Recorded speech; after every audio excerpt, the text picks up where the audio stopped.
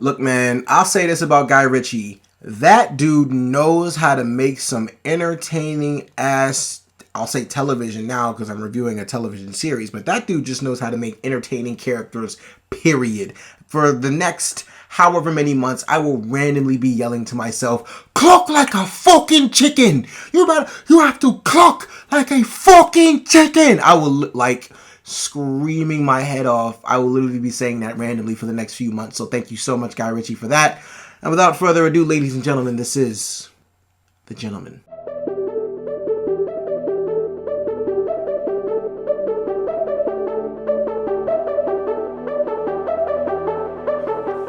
Hey guys, it's your guy in the chair here, and look, this is my review for Netflix's The Gentleman, and look, this is going to be completely spoiler-free. I'm just going to be giving my thoughts on the series itself because I want you guys to check it out if you have not seen it. This is based off the 2019, I believe the movie came out in 2019, Guy Ritchie filmed The Gentleman with Matthew McConaughey, Henry Golding, and all that.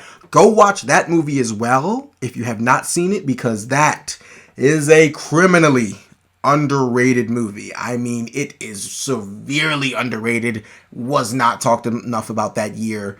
It's not talked about enough at all. Go watch The Gentleman if you have not seen it. But look, basically to sum up what this series is about, I don't necessarily know like if this is following the events of that film or it's like a prelude to it, but regardless, we are following a character named Eddie who just lost his dad, and basically he was the duke of this entire estate, and basically he leaves everything in Eddie's name, and then Eddie has to find out that his dad is also involved in a crime syndicate with a family called The Glass, with this woman named Susie Glass, and basically he's doing everything in his power to protect his family, protect his estate, and try to get his family out of the crime syndicate business, but realizes that he's actually a lot better at the crime syndicate business than he actually thought. And that's the best way I'm going to describe it, because that makes it seem like a really cool show. And it is. It's a really cool show.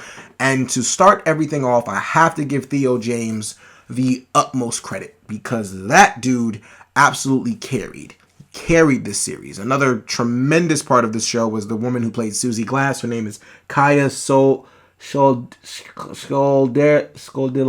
I'm messing up her name so badly. She's the chick from Maze Runner. Her first name is Kaya. I'm going to put her last name down here because I completely just butchered it. I'm not going to be able to say that, so I'm going to address her as Kaya for the rest of the film. I'm sorry, not the film, but the rest of the review. She was great as Susie Glass, but yes, Theo James and Kaya, they absolutely carry the show. They are the most entertaining characters. They are characters that are very easy to follow. Love their accents. I love their mannerisms. I love how they carry themselves throughout the series. Like I said, Guy Ritchie just does such a great job at creating not only very interesting plots, but very interesting characters to follow. One of my favorite characters was Eddie's brother, Freddie. Freddie was one of the most ridiculously immature characters in the series itself, and I couldn't help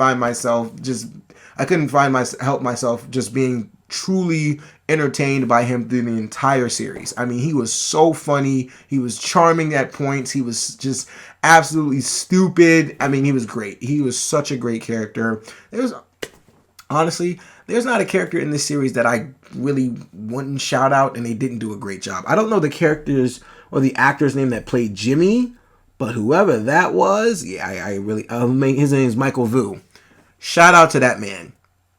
Jimmy was one of the most underrated characters in the entire series. I absolutely adored his character. Giancarlo Esposito, when are you ever going to hear me say anything bad about that man? He did a tremendous job as well. I will say, for me, if I had to point out anything that just didn't work about the series, it was just at times I felt like the plots of each episode or the overall plot in general, other than you knowing that Theo James' character wants out of this business, it was kind of hard to follow at times. It's like, at some point, I felt like the series did a good job of catching you up if you did get lost at certain points in time as to what was going on, but I just felt like some points of the plot were harder to follow than others, but that's really just like a minor criticism.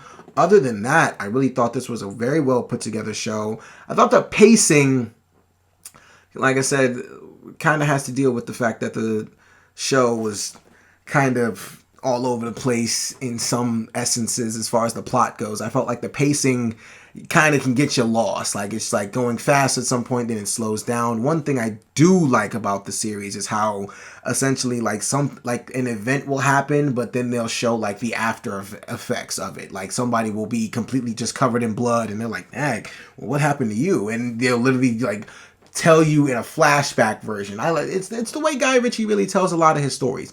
Guy Ritchie, I really did enjoy the fact that his name was put, or that he was actually a part of this series, and he didn't just necessarily just attach his name to it and just, let anybody else do with this project what they would do with it. Guy Ritchie was a part of this series. You could definitely tell his work is all over in this entire series itself. His work is in the characters, his work is in the storytelling, the writing.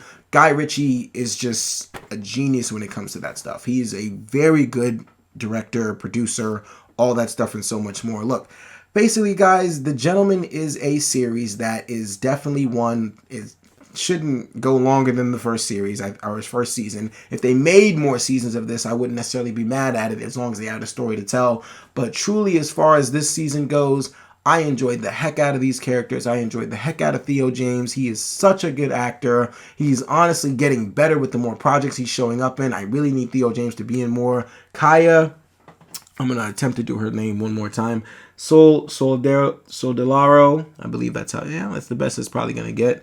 Look, Vinnie Jones, Juan Carlo Esposito.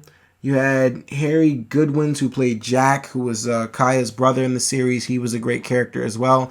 Truly, my review just really has to do with these characters itself because, the characters are what make the show. If you've ever seen a Guy Ritchie film itself, the characters are what make the project, like Snatch and Wrath of Man, The Gentleman, like any Guy Ritchie movie. It's the characters that truly make everything go round in that, and it's the same case here.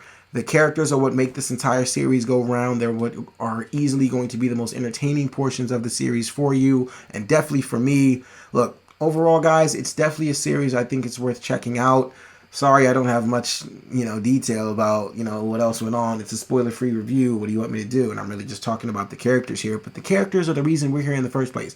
The characters are the reason you're going to continue to keep pressing play on this series anyway. Because Guy Ritchie knows how to make intriguing, interesting characters enough for you to be interested in an eight-episode season. And look, that's my review of The Gentleman. So look, guys, The Gentleman on Netflix. Have you seen it? What did you think about it? Be sure to like, share, subscribe, all that good stuff and so much more. I really do appreciate you guys for watching. Look, this is your guy in the chair. More content coming to you soon.